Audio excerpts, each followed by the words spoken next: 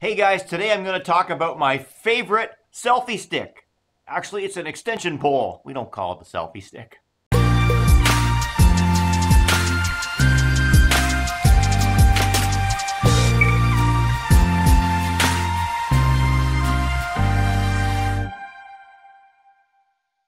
This is the Manfrotto Compact Extreme Extension Pole. It's the only pole I now use.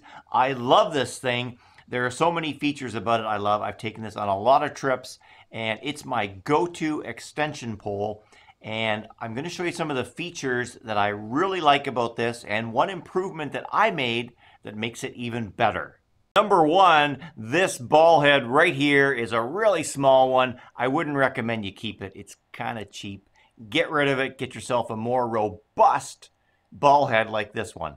This is an amazing ball head that I actually got with some Glide Gear product, and I don't know if they sell that individually. I haven't been able to find it, but this is an awesome ball head. It's got a nice big lever here to turn, to adjust it. Much more robust to attaching it to the top of your camera. I love this thing. There's all kinds of mini ball heads out there. Just get a better one. I love this one from Glide Gear. And there it is on my Compact Extreme. I use this Compact Extreme extension pole with my GoPro Hero 5. Would I recommend you use it on a GH4 or GH5 or other DSLR? Maybe if it was closed in a little bit, but fully extended, I probably wouldn't recommend you do it. Its maximum load is 2.2 pounds, and I think you'll be pushing it if you try and do that. But for shorter distances, it does work. I use it on my Hero 5. Now let's look at some of the features that I really like about this extension pole. One thing I really like about this extension pole are the adjustment levers that Manfrotto has. And I mean, it's so simple to adjust. You ever had those twisty, turny ones? I mean, I've tried a few that work really well, but the majority of them are a pain in the butt, and they lock up and they get grit in them and they become a nightmare. I just like the ease of this.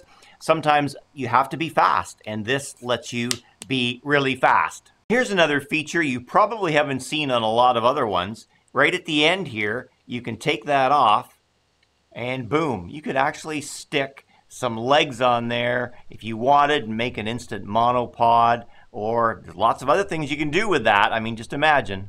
This actually has a rubber grip. Do you know how many cheap ones have just plastic and it's hard? This is rubber. It feels like rubber. Your hand's not going to slip on that. It's a small little feature, but you don't see that in a lot of cheaper ones.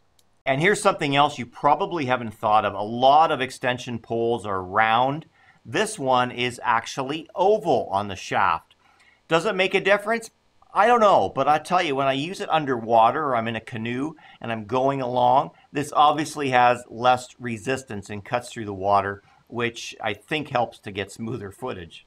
Here's a question I know a lot of you will ask: is it worth it? You know, do you want to spend $60, $70 on an extension pole when you can get some for 30 or 40 or even less? Well, let me tell you this. I bought a $40 one a few years ago, and 3 months in, it broke on me. It was an off-brand one, and one of the twisty things broke, and one of the tubes fell out. Now, luckily that happened when I didn't have my GH4 on it, which I'm lucky, but when I opened that thing up and looked at it and saw how cheaply it was made, it looked awesome on the outside, but how cheaply it was made inside, it just wasn't well made.